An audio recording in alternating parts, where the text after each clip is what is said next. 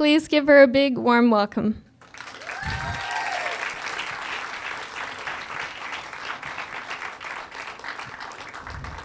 So Ensemble Thinking is part of what I teach, and it is a toolkit of structures for any collective group of people, up to about 10. You need 3, but no more than about 10.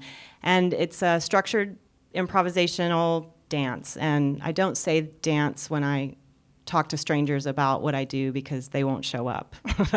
It's very intimidating when you say, yeah, come on, let's just make some dance. A lot of people won't show up. So we're going to open with that, a little demo of a couple of things, couple of scores from Ensemble Thinking. I met Shauna a long time ago at Diverse Works, and thank you, Shauna and Irma, for asking me to do this today. So last year, I would go on Friday afternoons to Culture Pilot and work with these 6 very creative individuals who are, some are dancers, all of them are dancers, but they're not dancers like I'm a dancer. So we would work in their office, in their tiny office, or we would go out in the parking lot and do Ensemble Thinking. And it was this pilot for me to just start researching doing this work outside of professional dancers and choreographers. And it works, and it's really fun, and it's very low-key. So we're going to do that. So Kara and Gibson have said they would do this, and then also I brought 3 ringers. I invited 3 ringers who are coming, so come on out.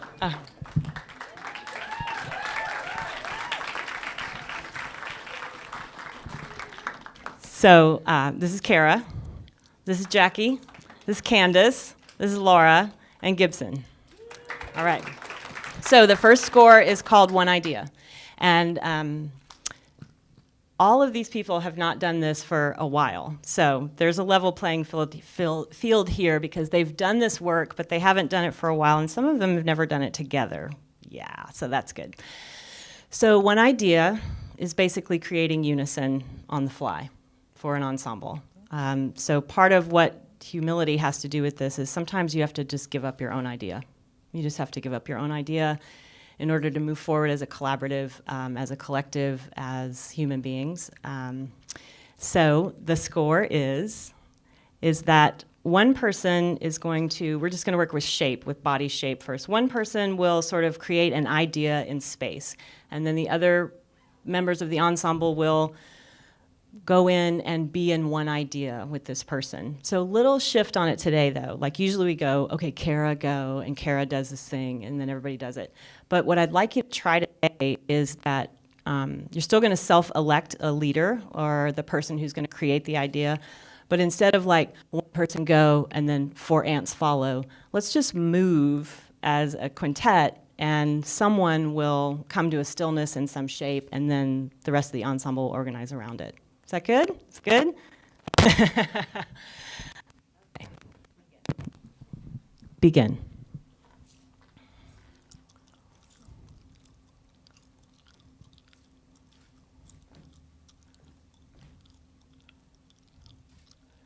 Beautiful. Hold on right there. Just pause. So I'm just going to get picky because sometimes I'm picky. So Candace.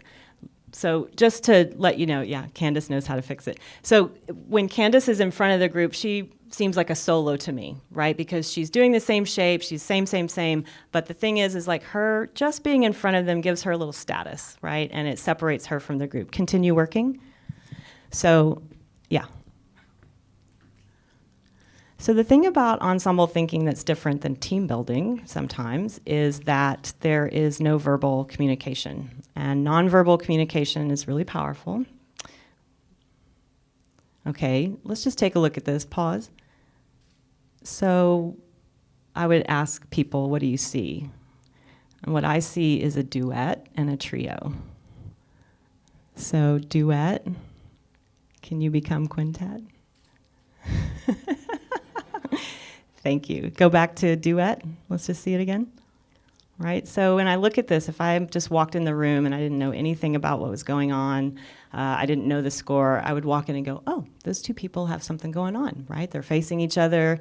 They're different than the other people. So I would say, there's something cooking there. So, and return to quintet. Continue working. And let's just speed up a little. So when we start applying speed, we get really fast, we get really efficient, and because we're pretty smart, we start figuring things out while we're going. Beautiful. I'm going to just let this one say yes and continue working.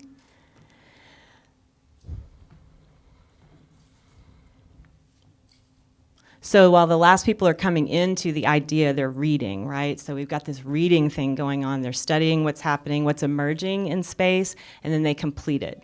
So we've seen lines, we've seen clumps, we've seen, most things have been kind of close together. So can you do something where you're not right next to each other but still in one idea? Ooh, bossy Leslie. Keep going. Continue. Just to demo that we can be, okay, so different reading going on, right? Really reading space, really reading architecture, noticing every detail. Good. 3 more as fast as you can.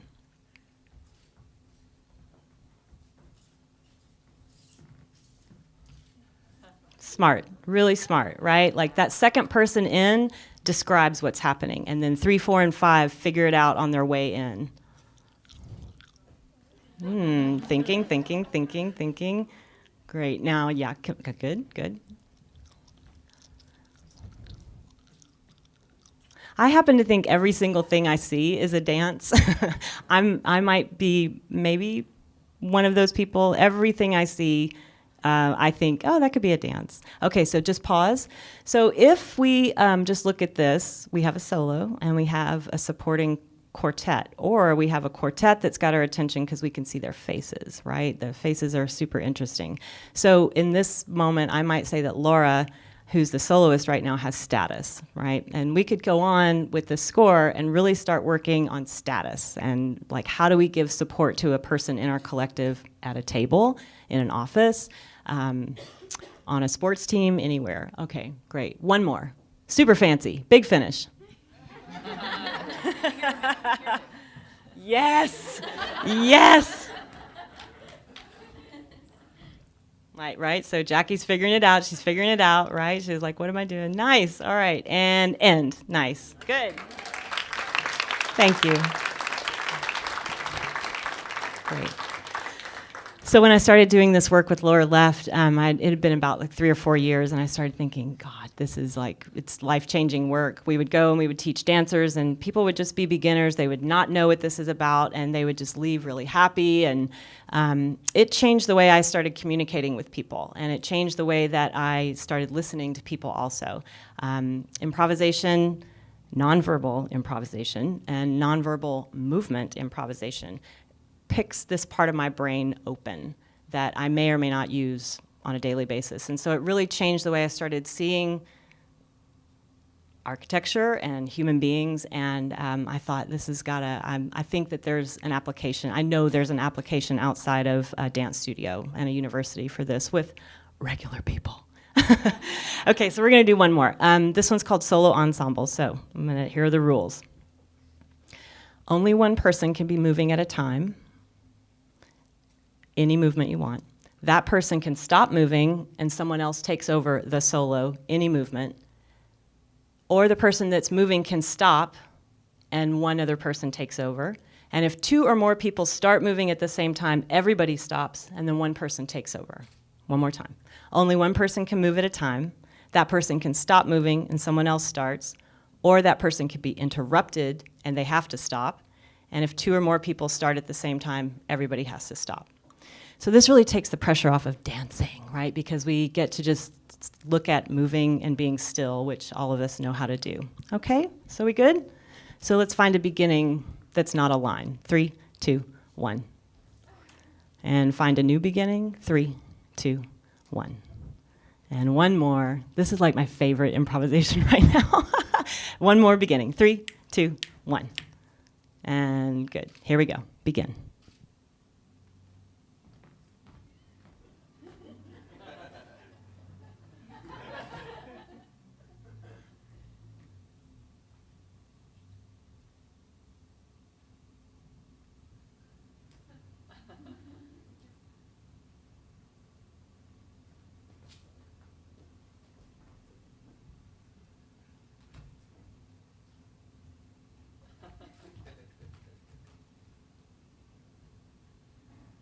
Continue working. I'm just going to say the rules again. Only one person can be moving at a time. That person can stop, or they can be interrupted and they have to stop. And if 2 or more people start at the same time, everybody stops and one person takes over.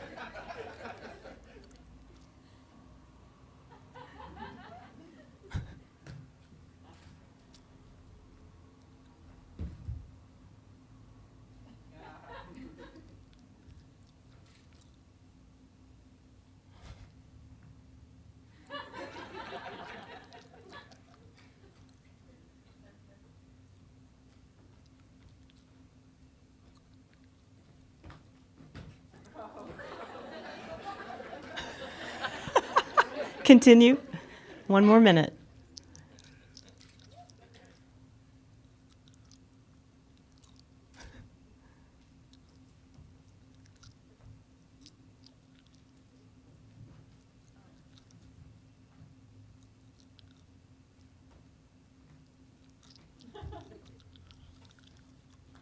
Continue working.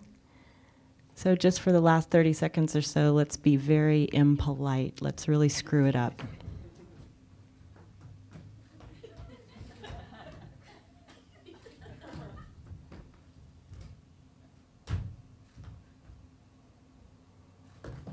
I know, that was the ending right there. Be really rude. Be really mess it up. Mess it up. Yes.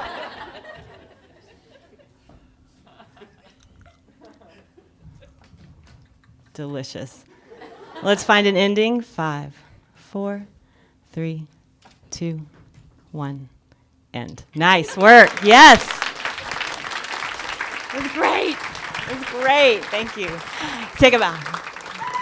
Yes.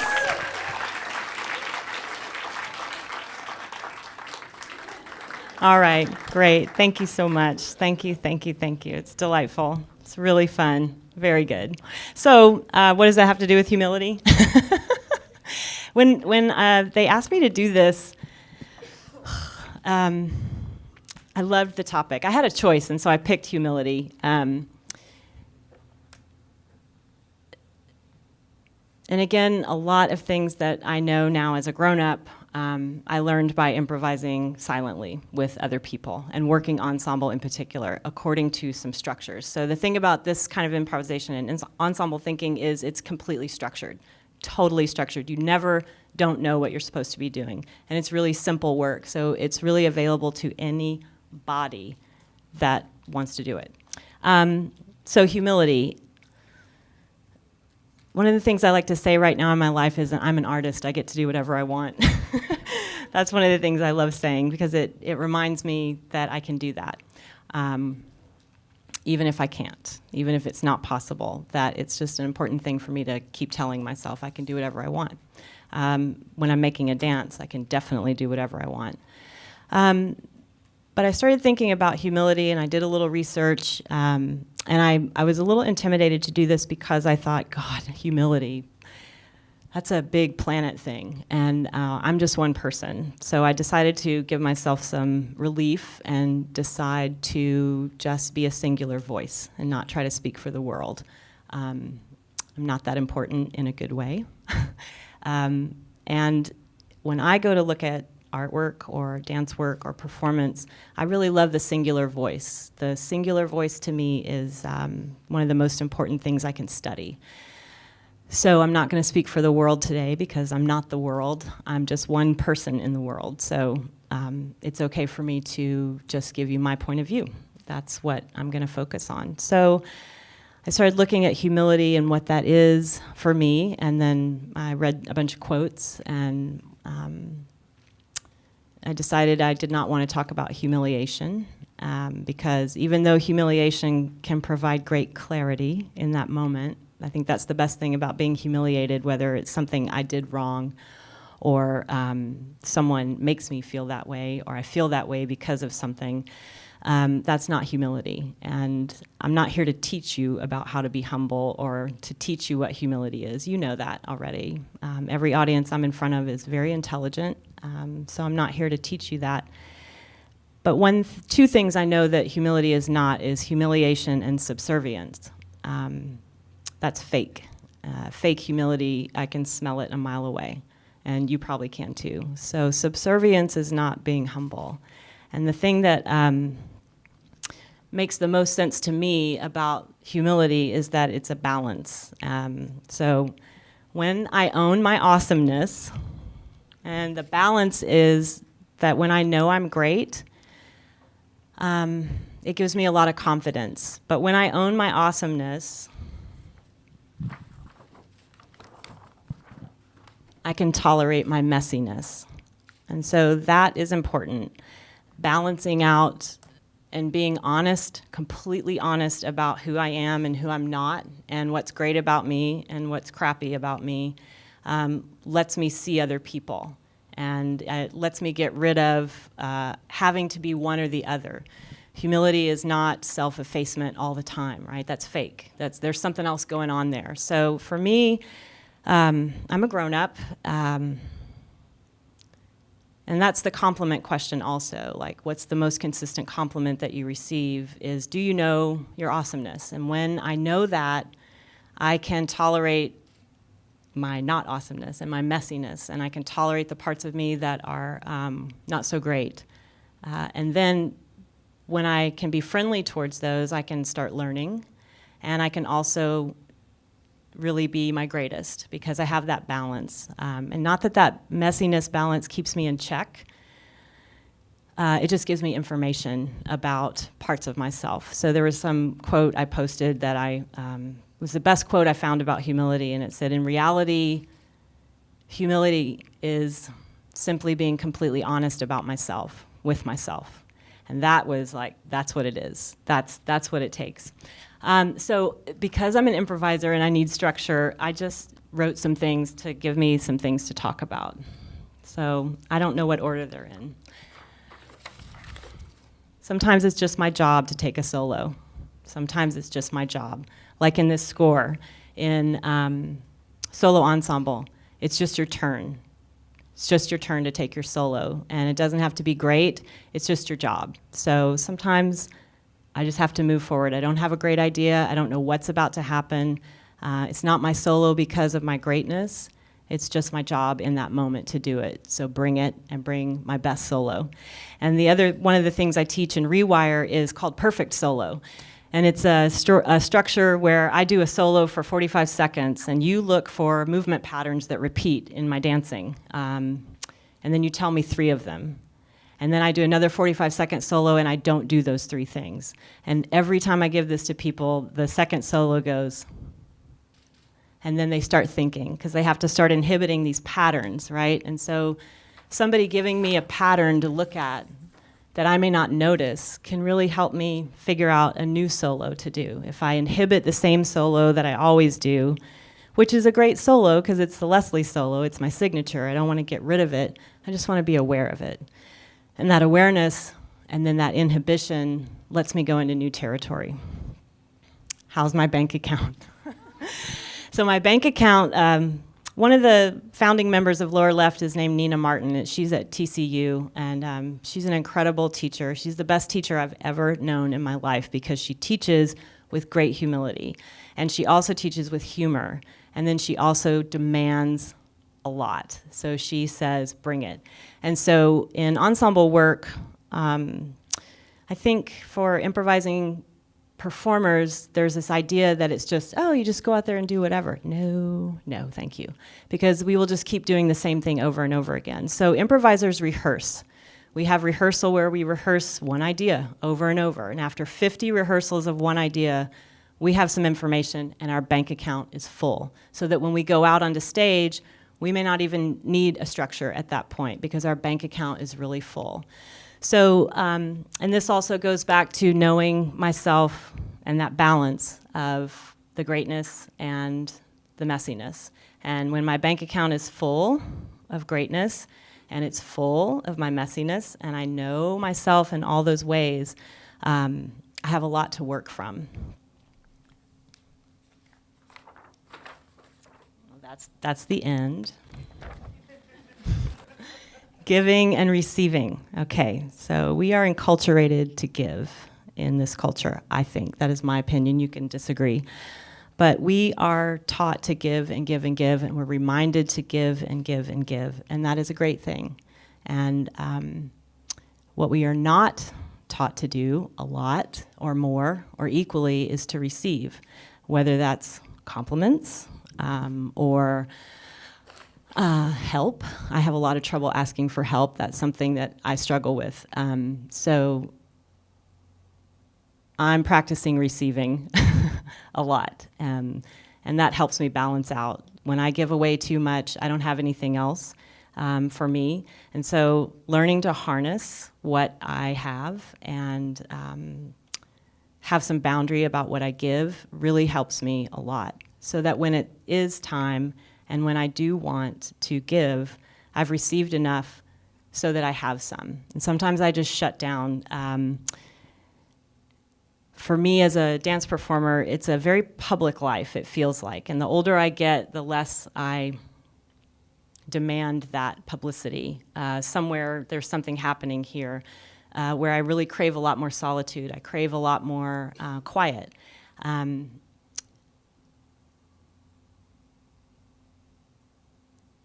So being public feels like I'm giving a lot. And I've learned that the shutting down, there's this invisibility factor that used to freak me out. That if I'm not seen, if I'm not working, if I'm not performing, that I'm invisible. And that used to really bug me a lot. And then I renamed it as incubating. And I learned that I'm incubating, that I must balance out my life. I must go see other things. I must watch animals. I must do lots of other different things to fill my tank back up, to fill that bank account back up. So I've learned to just rename that, what I used to think was shutting down and, oh, I'm done dancing forever, oh, I'm going to get invisible. No, I'm incubating. And that really gave me a lot of relief. And it changed how I incubated also. It changed what I started looking for, whether that was a nap or artwork or outside time or people time. So that was a very big shift for me. The dancers, the three dancers that were, there were 5 dancers out here, but the 3 professional dancers that were out here, and we were talking earlier, and one of them asked this question about,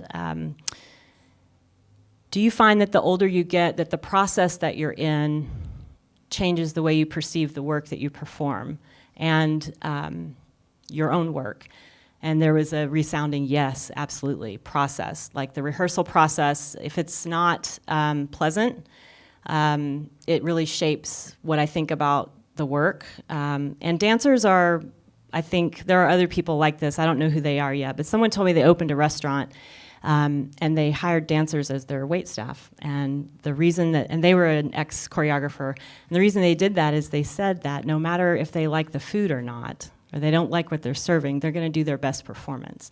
And I thought, that is brilliant. You know, like I don't have to love the dance I'm in, but I am going to show up because it is my body. And I am going to show up and do my best work. But if the process isn't good, fun, normal, pleasant, it is hard, but if there's not this pleasantness attached to it, you don't go back, right? Dogs don't do that either. So that made me think about this thing that I say in rehearsal is if we're not having fun, we all better go home. And that if I'm not having fun as the leader, then I've got some stuff going on. And these dancers or these performers or these people are not my problem. They are not my problem. I'm my problem. And it's rude for me to take it out on them. And if I don't know where I'm going in rehearsal as the leader, go home, incubate, think about it, come back when I can be pleasant. Go the fuck outside. Yes. Okay, so just this morning, go the fuck outside. And stay outside, sleep outside. Try that, try sleeping outside. That'll give you something to think about.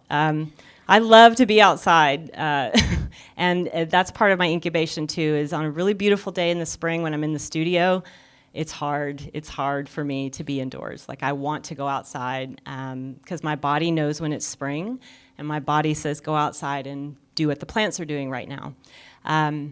But just this morning, I went to teach somebody a very early yoga session, and we were leaving, and she said, "Oh, it came out, look." And there was a butterfly, a monarch, that had just come out of its cocoon, had just come out of it and was just sitting there, wasn't even drying its wings yet. It had just come out, and she said, "I looked at it last night, and it was clear, like the chrysalis, it turns clear before they come out."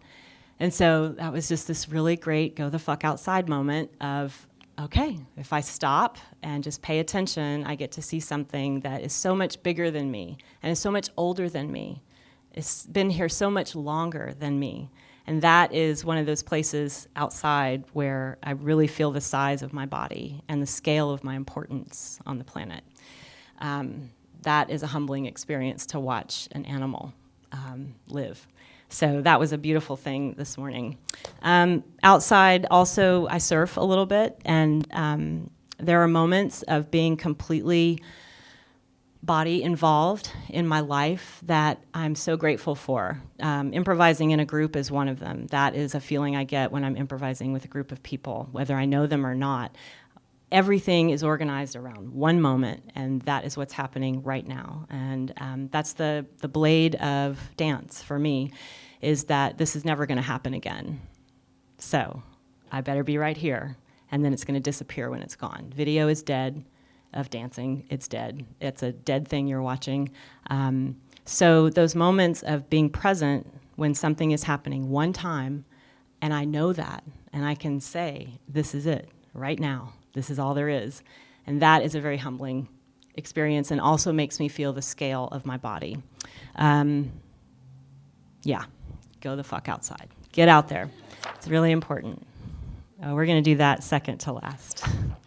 Oh, I just thought it just might be fun to just let you know something personal about me, that I like scratchy towels. I don't like really soft, fluffy towels. I like scratchy towels that are old and not very comfortable. Listen, process, listen, consider, act. Okay, this is improvising also. And I've done some reading in the last year about introverts and extroverts, because in my teaching, I did not know how to recognize introverts in my teaching. And I've been working on that. I've been restructuring my teaching to call out the introverts. I don't know what I am. I don't know if I'm extroverted or introverted, and there are lots of books about this out there. So one of the things I read is that introverts make really great leaders because they don't act impulsively. They sit back, they consider, they think, and they are really deep thinkers. The extroverts, we need them so much. They are the ones who will run out there, make 1,000 mistakes, bounce right back, and they will do that. So both things are really important. But introverts, now I know. Now I recognize them in my class. Like within a first week, it's like, okay, there's you, there's you. And then they just quietly kick ass. They just quietly kick ass. So I've learned to turn down the extroverts, not turn them down, but in my mind, turn down my attention and or manage my attention, I guess, and start looking a little bit deeper at the people who aren't running out, making 1,000 mistakes and bouncing back, because they have such great information, but it comes out differently, it comes out quietly, and it comes out more slowly. And that's been a great thing for me to learn from people, and moving with people and watching them create. It's such a vulnerable act to make a dance. It is such a vulnerable thing to offer. So people who do that quietly and more slowly, I'm very interested in their work, where before I had some judgments about it and I made a lot of assumptions about introverts that I didn't even know I was making. And I have a son who's 20, and he is an incredible introvert. And so he taught me a lot about watching somebody move slowly and quietly and how they just kick ass. They just need the time and space to show their brilliance.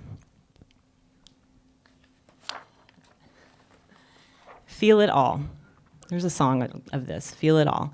And this goes back to the balance thing, that when I know myself, I can act more considerately. When I know myself, it helps me be a little more quiet to listen. And if I am not able to tolerate my messiness because I don't want to feel it, then I'm going to miss out on a lot.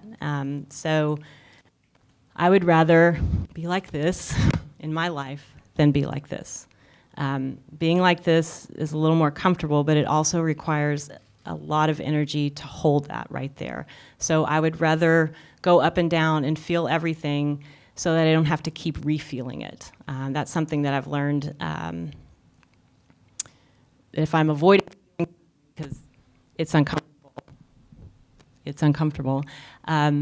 it's going to come back. I'm going to have to feel it again. So I would just rather feel it right then, do the crying, do the yelling, take a nap, and put it in my bank account. Leave some things undone. That's a great thing for me that I learned about.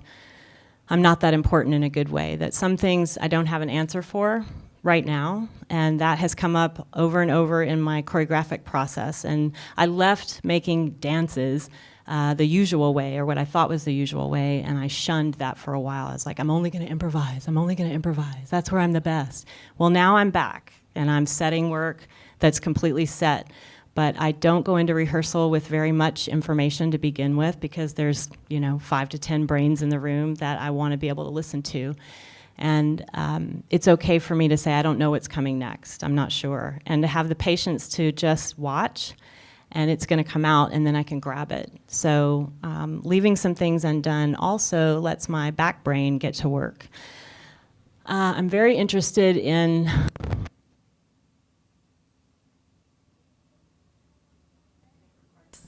different parts of my brain and how they work. The unconscious part, my frontal lobes, which are pretty scattered a lot, and how those things work. So if I don't have an answer for something, it's really good. I can just say, I don't have an answer right now. I'm going to leave that there.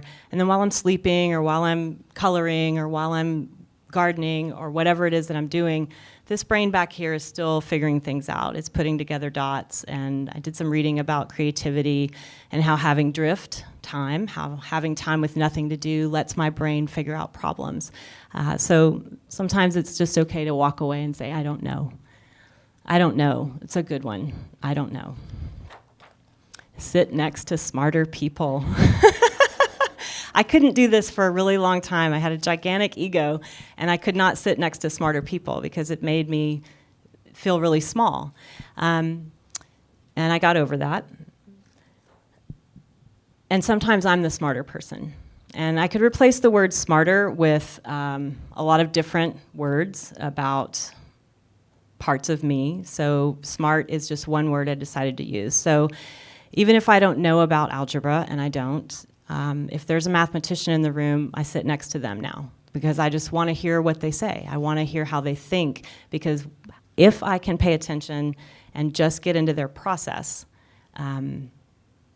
it all comes back to my artistic process and my life process, the way I process people in life. So I want to sit next to smarter people, and that used to be just, I couldn't do it because I would feel not smart. And now I know my own awesomeness, and so I can sit next to smart people and realize that they have so much for me to learn from, or to learn. And that helps me. And sometimes a smart person is not the person I expect. Like the smarter, that word, it's just, another word for that is just sit next to somebody who knows something I don't know. And I can pay attention in a different way now. And it might be useful information, it might not, but I might as well. How are we doing on time? Good. Go to extremes, right? Sleep outside, that whole thing. Go to extremes, because whenever I go from incubating, I'm not talking, I'm not on Facebook, I'm not really seeing people, and then I go to doing something really different, way out there, those extremes give me that balance of where do I want to be in the middle of this thing. And also they drag me to my human edges. I did this meditation retreat last weekend, so for 3 days, I was like cumulative in a day. I sat for 2 hours, like not all in a row, but it was a very humbling experience. It was a very big struggle, and it was an extreme for me. I like to move around a lot, and so it was a very big extreme. So now that I'm moving around a lot again, I have this thing in my bank account about, I can sit still for 30 minutes. That's what I can do. I can do that. It's hard, but I can do that. So those extremes are really important, and emotional extremes are really important for me. Thank goodness I can come back from them. Oh yeah, this is a good one. Recognize portals and go.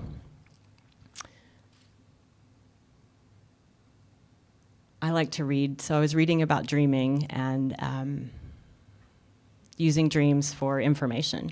And one of the things I read was that portals in your dreams are like doorways, mirrors, holes, anything I could go through.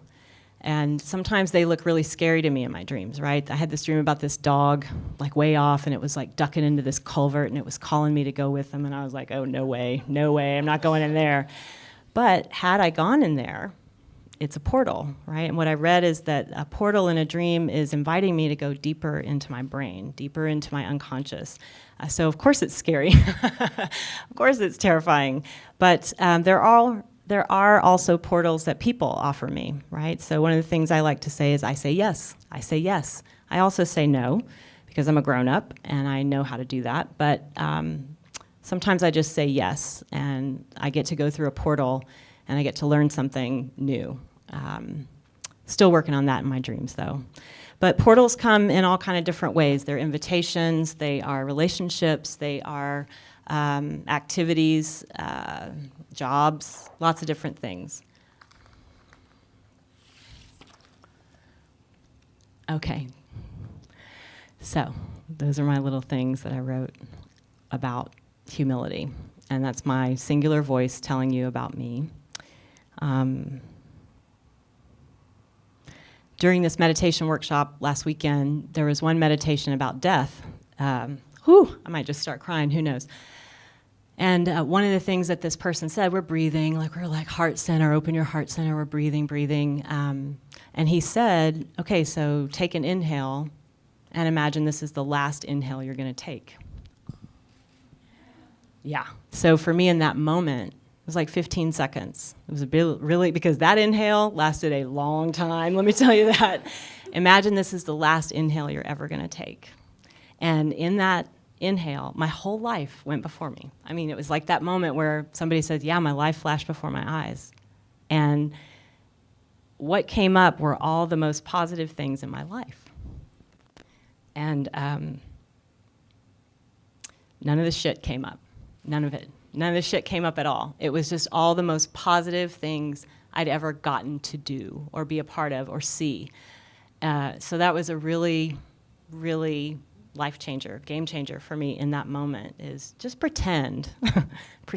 Just pretend. And because my imagination is healthy and active, it's a little muscle I like to exercise. I really did. I felt like it was the last one. And so I was very thankful that all the good stuff was right there. It was right there. It was just right there for me to watch again. So that was a good one. And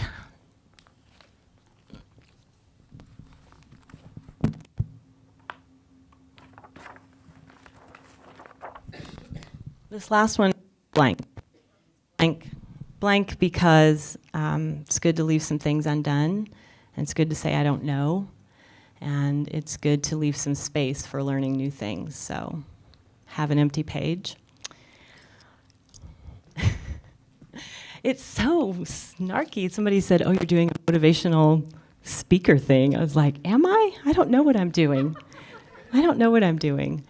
So the last thing I want to do is something called invite being seen, and it's a little bit of a terrifying dance structure, but I'm going to do it. So I'm going to need a timekeeper, somebody that just give me 1 minute. And invite being seen, I learned it from Nina and Lower Left, and they learned it maybe from Simone Forti or Barbara Dilley. And so invite being seen is I'm just going to do nothing, for 1 minute. I'm not going to do all my have in my body to show you. I don't get to do that. I just get to invite being seen. That means no moving for 1 minute. And anybody can do this, and it's a really powerful experience. But as a witness, there's also something to think about. There are a couple things. But as a witness, when I'm invited to see someone, what do I see? What do I not look at? What do I like to look at? What will I not look at? How uncomfortable does it make me to just really look at somebody?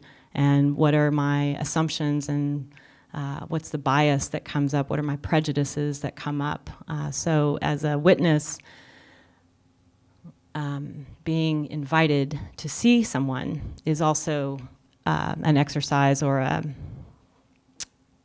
something you can learn about yourself. So I'm going to do that. Timekeeper? Anybody? 1 minute? Thanks, Irma. Okay.